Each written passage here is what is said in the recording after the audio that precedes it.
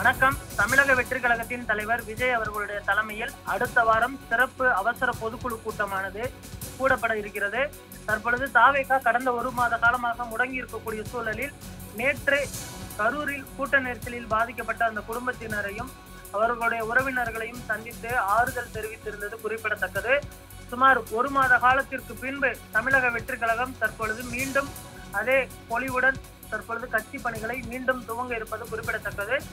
தமிழக வெற்றி கழகத்தின் பொதுக்குழு கூட்டத்தில் முக்கிய முடிவுகள் எடுக்கப்பட இருக்கிறது. தாவேகாவில் அமைப்பு ரீதியாக சில மாற்றங்களை செய்து பொதுக்குழுவின் ஒப்புதலை பெற விஜய் அவர்கள் திட்டமிட்டிருக்கிறார். அதே போன்று இரண்டாம் கட்ட தலைவர்களாக ஒரு சிலர் இருந்தாலுமே கூட இன்னும் ஒரு சிலரை இரண்டாம் கட்ட தலைவர்களாகவும் கட்சியின் முகங்களாக மாற்றுவதற்கும் விஜய் அவர்கள் திட்டமிட்டிருக்கிறார். கட்சி கட்டமைப்பு, இரண்டாம் கட்ட தலைவர்கள் நியமனம், தேர்தல் பிரச்சாரத்தை புதிய வகையில் மேற்கொள்வது உள்ளிட்ட பல்வேறு முக்கிய அம்சங்கள் குறித்தும் ஆலோசிக்கப்பட இருக்கிறது. கட்சிக்கென்று செய்தி தொடர்பாளர்கள் இருந்தாலுமே கூட அவர்களுக்கான அந்த பயிற்சி என்பது போதுமானதாக இல்லை.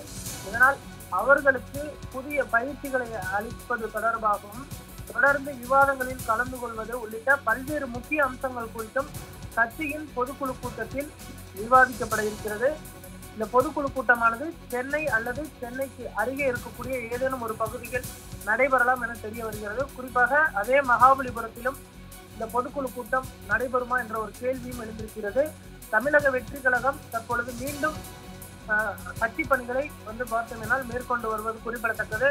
அடுத்த ஆண்டு சட்டமன்ற தேர்தல் நடைபெற இருக்கக்கூடிய சூழலில் ஒரு மாத காலமாக தாவேகாவில் எந்த ஒரு நகர்வுகளும் இல்லாமல் முடங்கியிருந்த சூழலில் தற்பொழுது மீண்டும் பொதுக்குழுவை கூட்ட இருப்பது குறிப்பிடத்தக்கது. இந்த பொதுக்குழுவில் கூட்டணி குறித்த முடிவுகள் எடுக்கப்படுமா என்ற ஒரு கேள்வியும் எழுந்திருக்கிறது.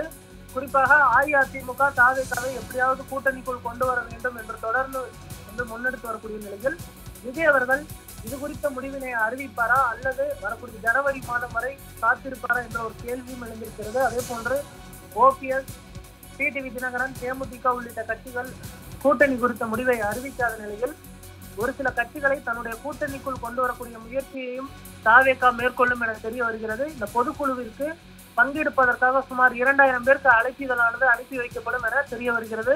தாவேகாவின் அவசர பொதுக்குழு கூட இருக்கக்கூடிய சூழலில் மீண்டும் தமிழக அரசியல் களம் சூடுபிடித்திருப்பது குறிப்பிடத்தக்கது. ஏற்கனவே திமுக தன்னுடைய தேர்தல் பணிகளை விறுவிறுவென மேற்கொண்டு வரக்கூடிய நிலையில் தாவேகாவும் அதற்கான பணிகளை மேற்கொள்ள இருப்பது குறிப்பிடத்தக்கது.